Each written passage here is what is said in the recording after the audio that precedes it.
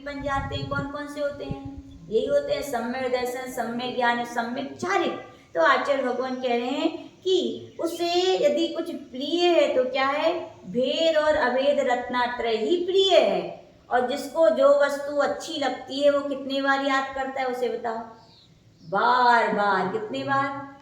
कोई प्यासा व्यक्ति हो, प्यास लगी हो, पल पल उसे याद आती तो किसकी आती है? पानी पानी पानी, बार बार। और बार बार याद करने का ही नाम क्या है? भावना। क्या है? जो बार बार भाई जाए। तो कह रहे हैं जिसके अंदर परमात्मा के पद को प्रकटाने की भावना उत्पन्न हो गई है, तो आचार्य भगवान कह रहे हैं अब उसका लक्ष्य है, उसको यही लगता है। अब तो उसकी दशा ऐसी हो गई, कैसी हो गई? जैसे कोई तोता पिंजड़े में बंद है, अब फड़फड़ा रहा है। वो क्या है? कब मैं खुले आकाश में अपने रत्नात्रय के पंख पर लगाकर उड़ जाऊं। फिर तो वो यही सोचता है कब मेरे अंदर भी क्या आ जाए? रत्नात्रय आ जाए। कौन सा रत्नात्रय? तो दो प्रकार का कह रहे हैं, भेद और अभेद। भेद यानी व्यवहार रूप से, और अभेद यानी निश्चय रूप से। याद रखना, भेद जब जब अभेद की सिद्धि हुई है तो भेद के द्वारा ही हुई है, या कहें जब जब निश्चय रत्नात्रय की सिद्धि हुई है तब तब किसके द्वारा हुई है? व्यवहार के द्वारा हुई। व्यवहार को छोड़कर निश्चय की साधना हो सकती है क्या? यद्यपि निश्चय का लक्ष्य ही पहले बनाया जाता है। किसका बनाया जाता है? बिना निश्चय का लक्ष्य बनाए, बिना अभेद रत्नात्रय का लक्ष्य बनाए भेद या व्यवहार रूप साधना हो ही नहीं सकती है। लक्ष्य तो अपन को पहले बनाना पड़ता है।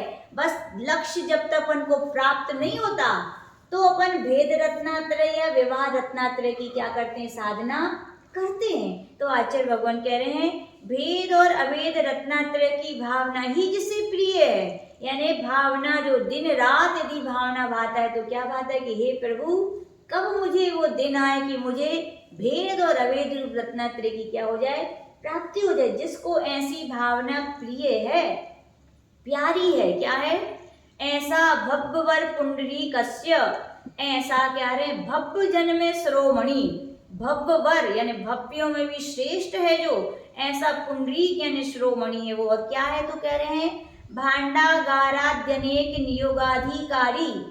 और भांडागार, भांडागार यानी खजाना, खजाना आदि नियोगों यानी कामों का जो स्वामी है, यानी उसको उस राज्य में अनेक प्रकार के अधिकार क्या हैं? प्राप्त हैं। ऐसा कौन है?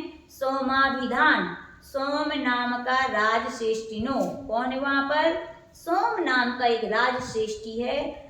तन्निमित्तम, उसके निमित्त से श्री नेमिचंद सिद्धांति देवई, श्री नेमिचंद सिद्धांति देव ने के द्वारा पूर्वम षड्विंशति गाथा भी लघु द्रव संग्रह कृत्वा। देखो एक नई बात यहाँ पे आ रही है कि नेमिचंद सिद्धांति देव आचार्य भगवंत ने सोम नाम के राजश्रेष्ठी के निमित्त से द्रव्य संग्रह लिखा। लेकिन कौन सा द्रव्य संग्रह लिखा? लघु द्रव्य संग्रह लिखा। पहले कौन सा लिखा? नई बात लग रही है लेकिन सही है। दो प्रकार के द्रव्य संग्रह का कथन अपन को सुनने में आता है। इसका नाम जैसे बृहद द्रव्य संग्रह, बड़ा व्यक्ति को तभी कहा जाता है जब कोई छोटा भी होना चाहिए। हाँ, बड़ा किसको कहोगे? कि उसके कोई छोटे भी होने चाहिए। यदि इस ग्रंथ का नाम बृहद द्रव्य संग्रह है तो नियम से लघु द्रव्य संग्रह भी होना चाहिए। देखो कथन आ भी गया कि यहाँ पर नेमिचंद महाराज कह रहे हैं पहले उसके निमित्त से मैंने 26 गाथाओं वाला लघु द्रव्य संग्रह ग्रंथ लिखा था। कौन सा लिखा था? लघु द्रव्य संग्रह। और पूज्य गुरुदेव ने हम लोग को 2003 में दुर्ग में सबसे पहले इसी का अध्ययन कराया था। उसके बाद टीका पढ़ाई थी और कंठस्थ भी करवाया था। और अपने हमारे संघ की तो विशेषता है, जो जो क्लासें होती हैं तो उनका क्या होता है? परीक्षा भी होती है। तो हम लोगों ने इसकी परीक्षा भी ली थी। फिर कह रहे हैं कि 26 गाथाओं का वाला लघु द्रव्य संग्रह को करके पश्चात विशेष तत्व परिज्ञानम, उसके बाद विशेष तत्व के परिज्ञान के लिए द्विचतस्य यानी रचना की। जिसकी बृहद द्रव्य संग्रहस्याधिकार शुद्धि पूर्वकत्वेन वृत्ति, यानी कि बृहद द्रव्य संग्रह अधिकार की यहाँ पर उन्होंने क्या की? इस ग्रंथ की रचना की।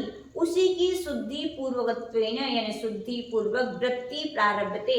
आचार्य ब्रह्मदेव सूरी कह रहे हैं कि मैंने उसी बृहद द्रव्य संग्रह ग्रंथ पर एक वृत्ति मैं यहाँ पर प्रारंभ कर रहा हूँ।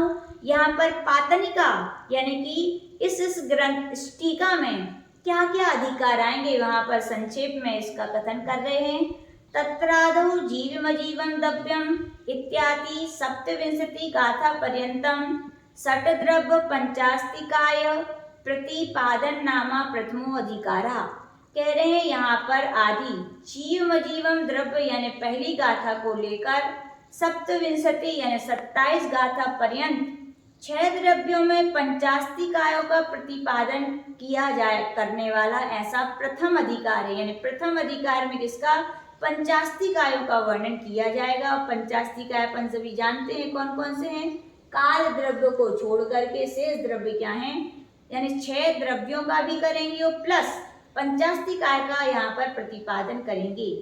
तदनंतरम आश्रव बंधन इत्यादि 11 गाथा पर्यंतम सप्त तत्व नव पदार्थ प्रतिपादन मुख्यतया द्वितीयोधिकारा। कह रहे हैं प्रथम अधिकार के बाद आश्रव बंधन नाम की गाथा से लेकर ऐसी 11 गाथा पर्यंत 7 तत्व और 9 पदार्थों का प्रतिपादन की मुख्यता से तृतीय अधिकार यहाँ पर कहा जाएगा।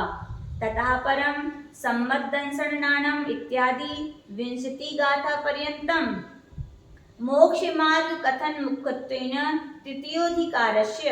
फिर वहां पर आचार्य भगवान कह रहे हैं कि उसके पश्चात आश्रव बंधन यानी कि सम्मत दंसन नाणम यानी कि इस गाथा सूत्र को आदि लेकर 20 गाथाओं पर्यंत यहाँ पर मोक्ष मार्ग के कथन की मुख्यता से तृतीय अधिकार यहाँ पर कहा जाएगा। इति अष्टाधिक 50 गाथा भी रधिका त्रयम ज्ञातव्यम। यहाँ पर आचार्य भगवान कह रहे इस प्रकार से 58 गाथाओं से 3 अधिकार जानने चाहिए। और विशेष कथन कह रहे हैं कि तत्रापि आदौ प्रथमाधिकारो 14 गाथा पर्यंतम जीव द्रव्य व्याख्यानम। अब 7 तत्वों का व्याख्यान कहाँ कहाँ तक है तो बता रहे हैं। आदि यानी आदौ प्रथमाधिकारे यानी कि प्रथम अधिकार, तीनों अधिकारों में भी आदि का जो प्रथम अधिकार है उसमें 14 गाथा पर्यंतम यानी 14 गाथाओं तक जीव द्रव्य का व्याख्यान वहां पर किया जाएगा। तथा परम अजीवो पुण्यो यानी कि अजीवो पुण्यो गाथा के इत्यादि गाथा अष्टक पर्यंतम अजीव द्रव्य कथनम। यहाँ पर आचार्य भगवान कह रहे हैं कि जीव तदनंतर अजीव पुण्यो गाथा को आदि लेकर के यानी कि वहां पर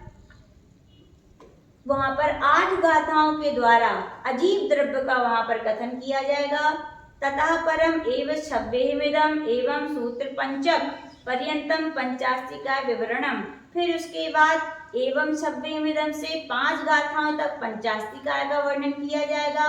इति प्रथमाधिकार मध्ये अंतराधिकार त्रयम अबोध्यम यानी कि पहले अधिकार के भी 3 भाग कर दिए। कितने भाग कर दिए? 3। एक में जीव का कथन करेंगे, एक में अजीव का करेंगे और इसमें पंचास्तिका का कथन करेंगे। तत्रापि 14 गाथासु मध्ये नमस्कार मुख्यत्वेन प्रथम गाथा। और भी कह रहे हैं उनमें भी जो प्रथम अधिकार की 14 गाथाएं हैं उनके मध्य में भी नमस्कार यानी मंगलाचरण की मुख्यता से प्रथम गाथा यहाँ पर कही जाएगी। जीवादि नवाधिकार सूचन रूपेण जीवो भोगमो इत्यादि द्वितीय सूत्र गाथा। कह रहे हैं जीव आदि के जो 9 अधिकार हैं उनको जीवो उपयोग मयो इत्यादि द्वितीय गाथा यहाँ पर कहेगी। तदनंतर नवाधिकार विवरण रूपेण 12 सूत्राणि सन्ति। यहाँ पर आचार्य भगवान कह रहे जीव के जो 9 अधिकार है उसका विवरण रूप से 12 यहाँ पर गाथाएं कही जाएंगी। तत्राप्यादौ जीव सिद्ध्यर्थम तिक्काले चदुपाणा इति प्रवृत्ति सूत्रमेकम। कह रहे हैं उसमें भी जीव की सिद्धि के लिए तिक्काले चदुपाणा जो गाथा है इस प्रकार इति प्रवृत्ति सूत्र एकम यानी कि उसके एक गाथा के द्वारा इसका कथन किया जाएगा।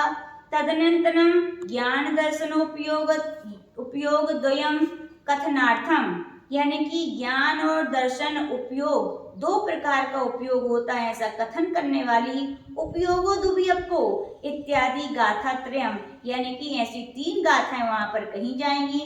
तथा परम मूर्तत्व कथनेन वर्णरस पंच इत्यादि सूत्रमेकम, यानी कि जीव के जो अमूर्तत्व है उस अधिकार को सिद्ध करने वाली वर्णरस पंचगंध इत्यादि एक गाथा कही जाएगी।